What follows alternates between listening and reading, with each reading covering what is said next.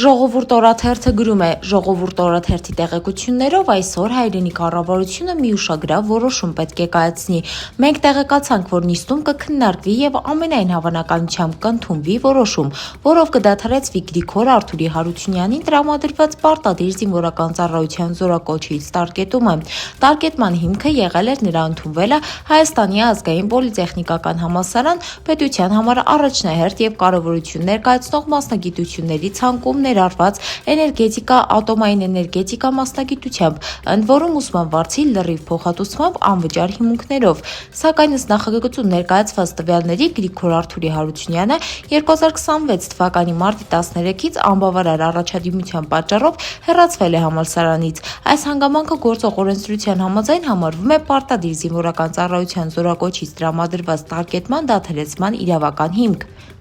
Հրապարակ թերթը գրում է. մեր տեղեկություններով հունիսի 7-ի ընտրությունների նախընտրական քարոզարշավի պաշտոնական մեկնարկից առաջ Նիկոլ Փաշինյանը եւ կառավարության կարկառունքը պականները, որոնք մասնակցելու են քարոզարշավին, արձակուրդ են գնալու։ Չնայած դեռևս 2018 թվականին Փաշինյանը պնդում էր, որ ընտրական օրենսգիրքը չի պարտադրում, որ քարոզարշավի ժամանակ թեկնածու համարվող կառավարության անդամները արձակուրդ վերցնեն եւ անգամ պնդում էր, որ աշխատանքային ժամերին էլ կարող է քարոզարշավ իրականացնել, սակայն այնքան շատ օրենքներ են խախտել, որ որոշել են գոնե ձևական արձակուրդ վերցնել եւ 24/7 ռեժիմով լծվել նախընտրական քարոզչությանը։ Քարոզարշավի մեկնարկը տրվելու է մայիսի 8-ին։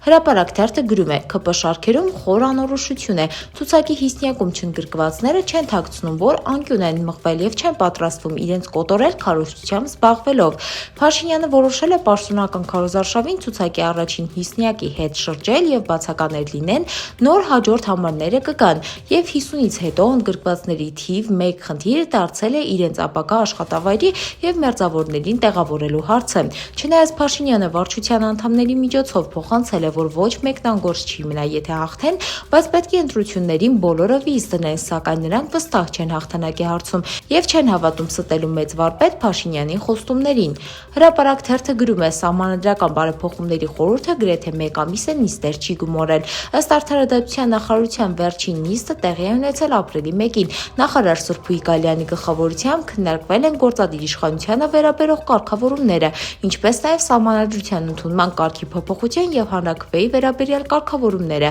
Նիստից մոտ 10 օր առաջ էլ Գալյանը հայտարարեց, որ տեքստն արդեն պատրաստ է, այն կուղարկվի ՔՊ վարչության քննարկմանը։ Թե ինչ կապ ունի իշխող կուսակցությունը ՀՀ Սահմանադրության նախագծի հետ, պարզ չէ, բայց մենք տեղեկացանք, որ ՔՊ վարչությունում Սահմանադրության տեքստը չեն քննարկել եւ անգամ չեն տեսել։ Հպանցիկ խոսակցություն է գնացել այդ մասին եւ Փաշինյանը ասել է, որ դրա ժամանակը չէ, ընտրություններից հետո կանդրադառնանք։ Ոչ էլ սահմանադրական բարեփոխումների խորհուրդն է տեսել Սահմանադրության որևէ պատրաստի տեքստ։ Ավելին, խորհուրդը շուրջ 1 ամիս է նիստեր չի հրավիրում։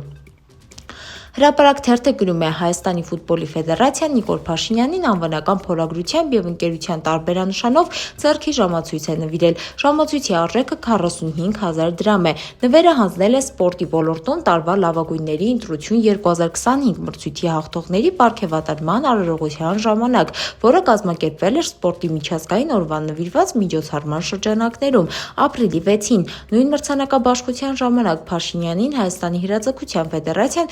40,000 դրամ արժողությամբ Սուրբ Մեսրոպ Մաշտոց բրոնզե հուշամեդալ է նվիրել։ Նիկոլ Փաշինյանի նվերներ են բերել նաև արտերկրից ժամանած պատվիրակությունները։ Օրինակ, Ղազախստանի արտաքին գործերի նախարար Երմեք Կոշերբաևի գլխավորած պատվիրակությունը, որն ապրիլի 9-ին ժամանել էր Հայաստան, նրան սրմակ նախշազարդ ղազախական գորգ է նվիրել։ Փաստ թերթը գրում է. մեր ունեցած տեղեկություններով վերջերս փոփոխություններ են եղել Ռուսաստանի Դաշնության նախագահային կից պետական ազգային քաղաքականության տարածաշրջանային ասպեկտների եւ հասարակական ինստիտուտների զարգացման հանձնաժողովի կազմում։ Մասնավորաբար հանձնաժողովի անդամ է ընտրվել Արտյոմ Վարդանյանը։ Նա Ռուսաստանի Դաշնության պետական դումայի ազգությունների հարցով կոմիտեի փորձագիտական խորհրդի անդամ է, Ռուսաստանի հայերի միության համառուսաստանյան հասարակական կազմակերպության վարչության անդամ, Մոսկվայում եւ տարածաշրջաններում Ռուսաստանի հայերի միության նախագահի լիազոր ներկայացուցիչ է։ Նշենք, որ նշան հանձնաժողովի անդամ լինելու համար բավական լուրջ չափանիշներ են գործում, այդ թվում իր համայնքում հեղինակությունը, փորձագիտական գիտելիքները, գործնական փորձառությունը եւ այլն։ Դե ինչ, այսքանն ենք պատրաստել ձեզ համար, մնացեք մեզ հետ։